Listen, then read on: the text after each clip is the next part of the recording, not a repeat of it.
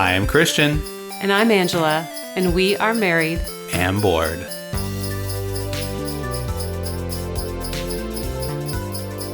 All right, it's another mini episode, a holiday-themed mini episode where we are coming at you with some shorter 15 or less minute episodes talking about games that maybe don't need a full Married and Bored show, but we want to recommend for certain people in your life, or maybe even yourself, for the holidays. This is the advent calendar of the Married and Bored podcast.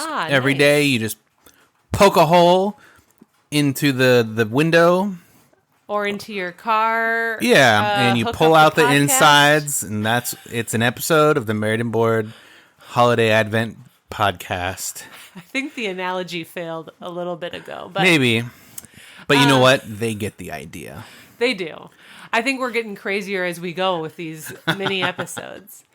Okay, so if you haven't been here before, that's what we're doing with these mini episodes. We encourage you to go back and listen because we've done 2. This is our 3rd, and they're quick to listen to. And today we've got Nacho Pile. Nacho! There you go. That's what you have to do when you play it. Do you want to describe it this time, Christian? Or I do want me not. to? You're so good at doing the descriptions of all these games. Okay. It is about a 20-minute game. It is for 2 to 6 players. It is a push your luck, high energy, fast-paced game with chips. Yes, chips. Like almost literal chips. Yeah, I mean, And nachos. almost literal. You could maybe eat them, but We wouldn't recommend it.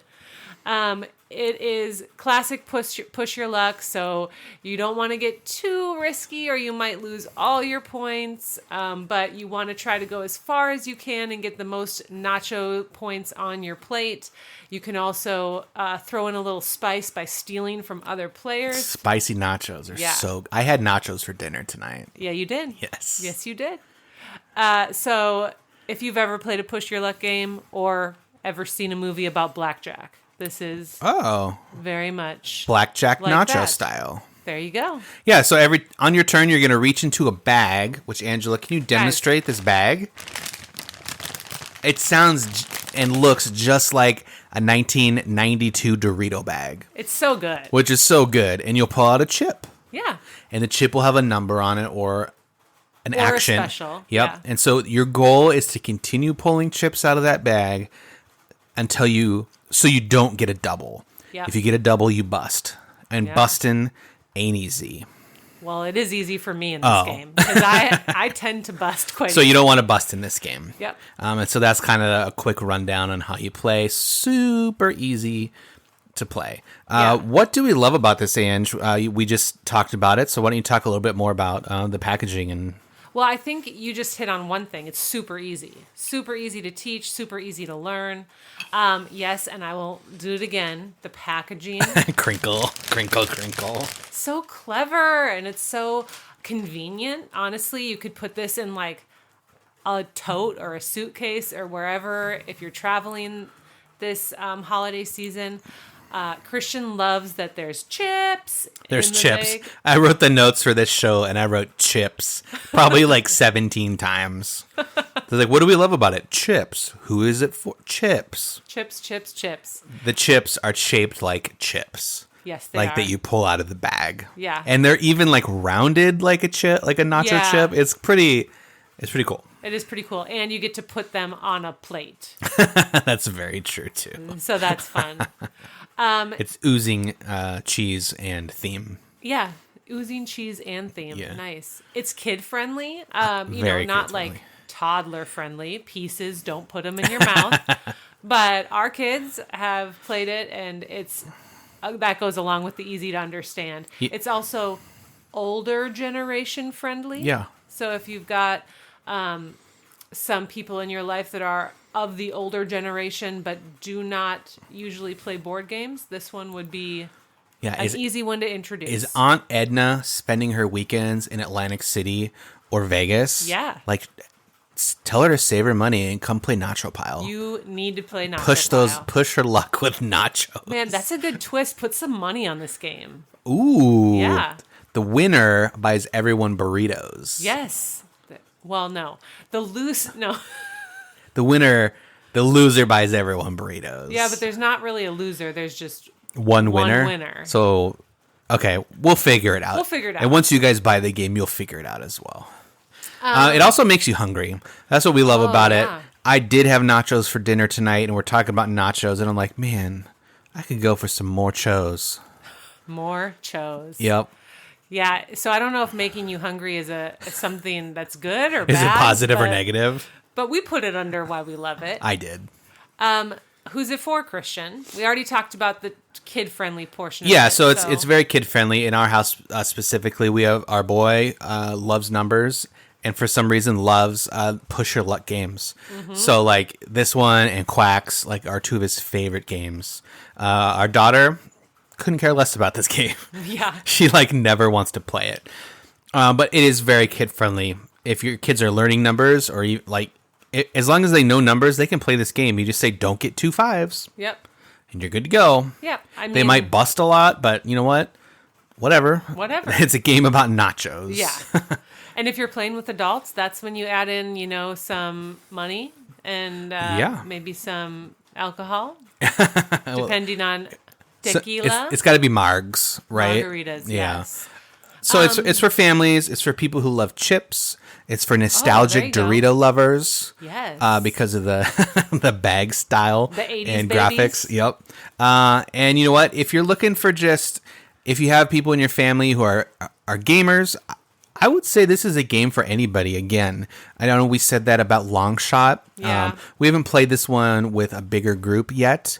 True. But I could see it being one where a great filler game on a board game night where you're just hitting the heavy stuff. You're playing your Rising Suns and your Dune Imperiums, and you just need to cleanse the mental palate. Yeah. Play Nacho Pile. Yeah, because there's little to no strategy on this game.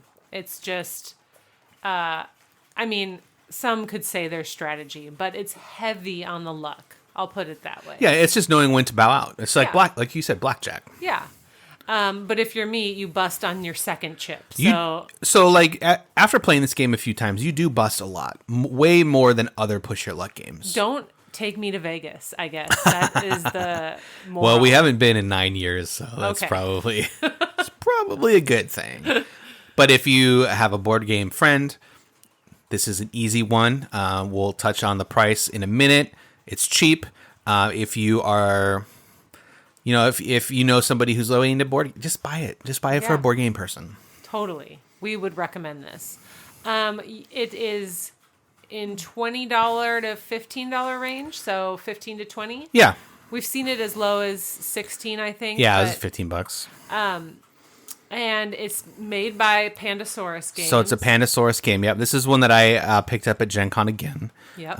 My Gen Con purchases were all fast, quick experiences, which is great. I think it's an interesting group of games that I brought home. But yeah, it's a cheap one. You can find it at Pandasaurus website. Unfortunately, fortunately, it's just now hitting game stores. Yeah. So you're not going to be able to find this at Target. You're not going to be able to probably even find it at Amazon or even Barnes & Noble. I know Barnes & Noble has expanded way into games the past year. I don't think it's there yet. So you'll want to hit Pandasaurus Games or your friendly local game store.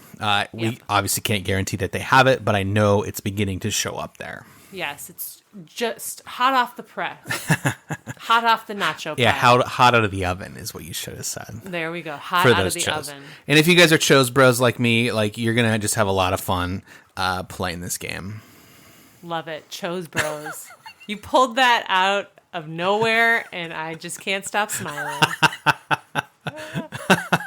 And you're having a Dos Equis tonight. That's true. I love it. Just theming it up. Okay. So, do you have... Oh, no, it's my turn. It's your turn. I asked Christmas treats last time. Oh, that's right.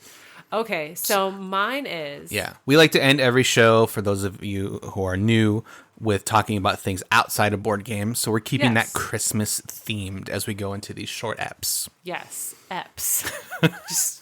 Also, we're shortening our words. What is your favorite Christmas song? We are very musical in our house. Yep. So I need to know what your favorite Christmas song is. Okay, so there are two that come immediately to mind. Okay. Can I do two? Referee says it's okay. And offsides. Okay, so the first one that comes to mind is there's a band called Jars of Clay, and they did a Christmas album years ago, and they do my favorite rendition of Little Drummer Boy. Oh, yeah. That's so good. It's such a cool vibe. I don't even know how to describe it. It's like kind of marching bandish with like this like rat-a-tat-tat snare thing that's just like constant throughout. It's very good. Wherever you get your music, like Apple Music, Spotify, whatever, go on there right now and find this version. Yeah, Jars of Clay. Drummer Boy. Little Drummer Boy. No, not little. You have to say it's just Drummer Boy. Oh, it's just Drummer Boy. Because I've tried looking for it, and they're like, no, that doesn't exist. So it's Drummer Boy. Pardon. It's very cool. And the other one that comes to mind is, again, classic, growing up, watching classic movies. We also had like classic Christmas music played all the time. And I don't know if this is really classic, but I feel like it's from like the early 80s, 70s. There's a band called like the Derek Johnson Vocal Ensemble or something like that. I had never heard of this. No, I don't even know what it is, but there's a song called Christmas Tree. Mm-hmm. And they just talk about decorating a Christmas tree. Mm-hmm. That is just the weirdest a cappella fun song that I will always smile when I hear it. Yeah. I don't even know how. It doesn't make sense, right? No, it doesn't make sense. Because they talk about like cows and they talk about presents and like they sing about Christmas tree. Yeah. Like it just brings a smile to my face. So those are the two. Yes. How about you?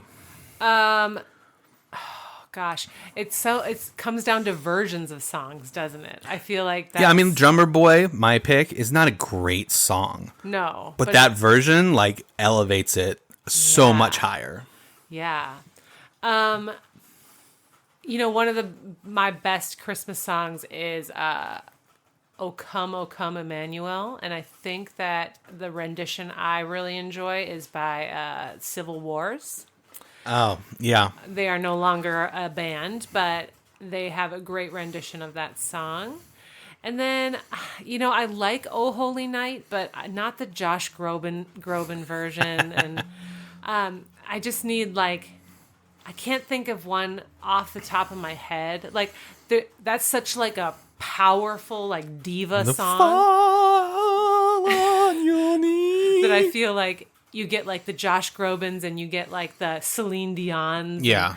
All those people that have these powerful voices singing it. Whereas I like more the acoustic jam side of it. Yeah, you're very your musical style is very acoustic, but also really rooted in 90s hip hop. Absolutely. So two ends of the spectrum. Love it. And I really like the Hanson Christmas album. Hey, my sister would agree. So that's great. It dates us for sure, but yeah, there you go. Okay, so let us know. Let it snow? Let it snow. Oh. Yeah. Let us know your favorite Christmas carol, Christmas song, whatever. Let us know the rendition. Nacho topping. And your favorite nacho topping. Nacho Pile, again, it's a great game if you have someone who loves board games or chips. This is definitely the game for them this holiday season.